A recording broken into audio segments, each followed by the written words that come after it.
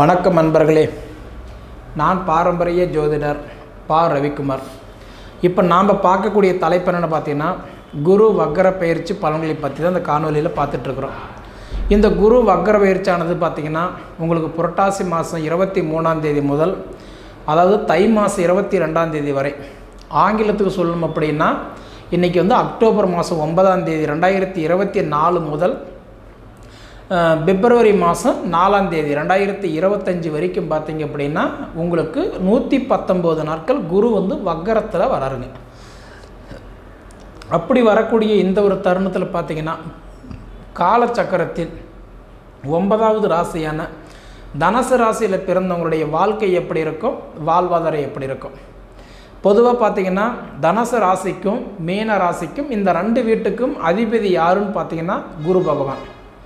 பொதுவாக வந்து இப்போ நடக்கக்கூடிய குரு பயிற்சி, இந்த குரு வக்கர பயிற்சி வந்து பார்த்திங்கன்னா 119 நாட்கள் நடக்கும்போது உங்கள் சுய ஜாதகத்தில் குரு வந்து தனுசு ராசியிலேயோ மீன ராசியிலேயோ இருந்தாருன்னு வச்சுக்கோங்களேன், இந்த குரு வக்கரம் உங்களுக்கு சூப்பராக வேலை செய்யும்.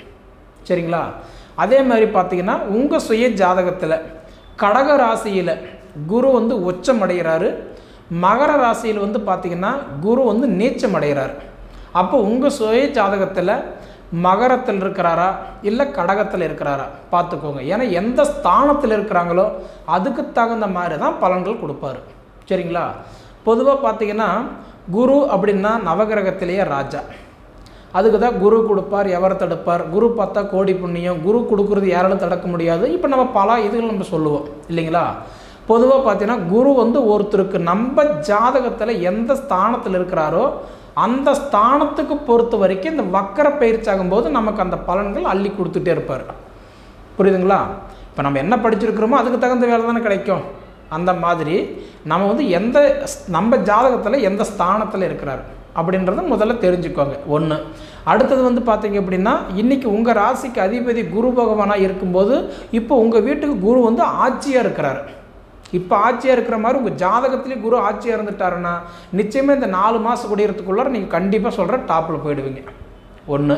அதே சமயத்தில் பார்த்தீங்கன்னா இந்த தனுசு ராசிக்கு வரக்கூடிய நட்சத்திரங்கள் முதல்ல என்னென்ன அப்படின்னு பார்த்தீங்கன்னா இன்றைக்கி கேது பகவானுடைய நட்சத்திரமான மூலம் நட்சத்திரம் 4 பாதங்கள், அதன் பிறகு வரக்கூடிய சுக்கிர பகவானுடைய நட்சத்திரமான போராடு நட்சத்திரம் 4 பாதங்கள், அதன் பிறகு வரக்கூடிய சூரிய பகவானுடைய நட்சத்திரமான பார்த்தீங்கன்னா உத்திராடம் நட்சத்திரம் 1 பாதம்.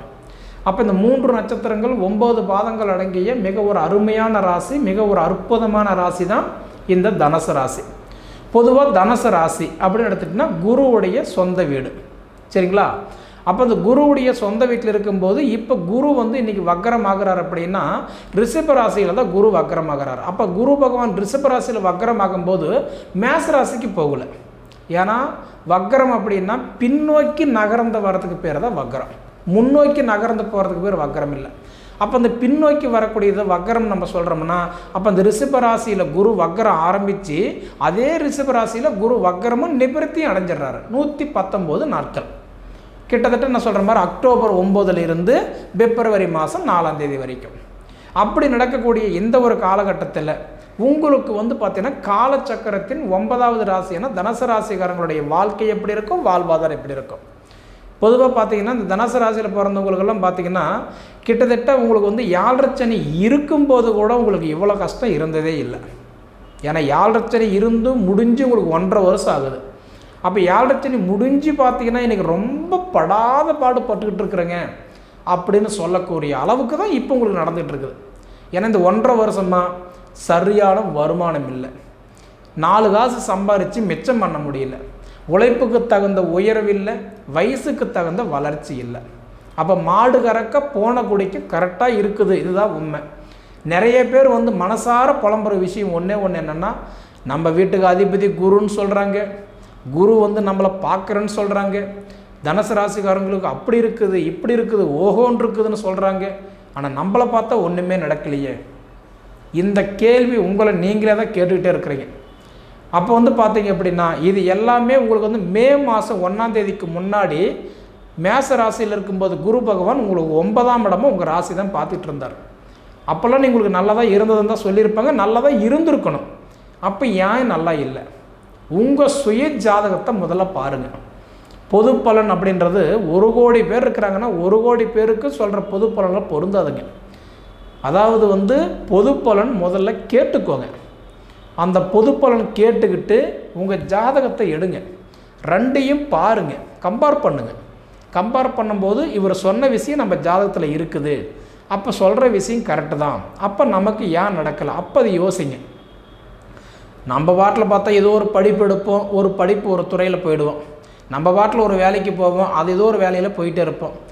ஆசைப்பட்டு கிடைச்ச வேலையை செய்ய முடியாமல் கிடைச்ச வேலையை ஆசைப்பட்டு எடுத்துக்கிட்டு, ஏன்னா குடும்ப தேவை ஒன்று இருக்குது, குடும்ப கமிட்மெண்ட் ஒன்று இருக்குது, பிள்ளைங்களோட படிப்பு ஒரு செலவு பார்த்துக்கணும், மருந்து மாத்திரை செலவு பார்த்துக்கணும், இஎம்ஐ கட்டணும், லோன் கட்டணும், முடிஞ்ச வரைக்கும் பார்த்துட்டிங்க அப்படின்னா நம்மளோட குடும்ப தேவைக்கு 4 காசு சேஃப்டி பண்ணணும், மிச்சப்படுத்தணும்னு நினச்சிக்கிட்டு உங்கள் வாழ்க்கையை தொலைச்சிக்கிட்டு போராடிக்கிட்டு இருக்கக்கூடிய தருணம் தான் இந்த தருணம்.